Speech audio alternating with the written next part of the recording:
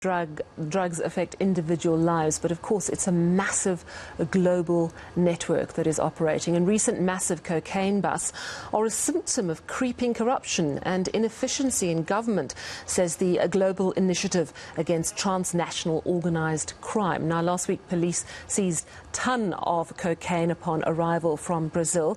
That same cartel has been linked to at least 4 other shipments in South Africa and Australia. eNCA's Barry Bateman takes a look.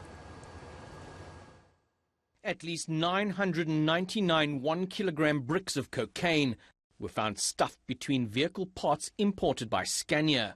It's worth R500 million. This was the second such seizure in a month after consignment was bust as it arrived at Scania in Aeroton in Johannesburg in July.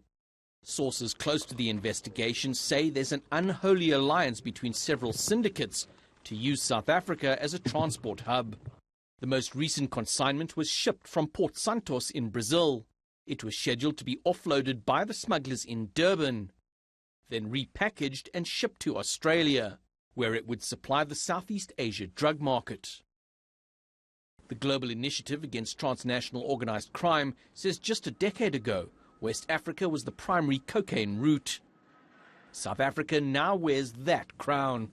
We've been through a few years in South Africa where corruption and incompetence has come to the fore as a general approach in government administration. And these organized criminal groups are very sophisticated.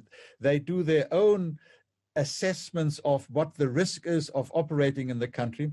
At the bust in Aeroton last month, authorities arrested several of their own in state-owned vehicles who were trying to remove the cocaine from the cargo container. eNCA sources say the cops are probably on the cartel's payroll, which would make sense, says Gastro. One of the first targets of organized criminal group, whether it's here, whether it's Kenya, whether it's anywhere else, would be law enforcement, politicians who can provide protection generally, and individuals at the import and export terminals, whether it's the harbor or the airport. If you can have your people in place there, and if you can ensure that the right people are bribed and are pulled into your network, then you will understand the risk is considerably reduced. The Hawks have identified Ahmed Issa as their prime suspect.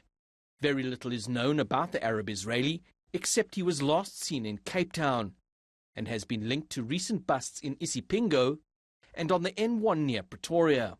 While the Hawks are tight-lipped on the details of their investigation, it does appear they are on the trail of a major global drug smuggling network. Barry Bateman, Johannesburg.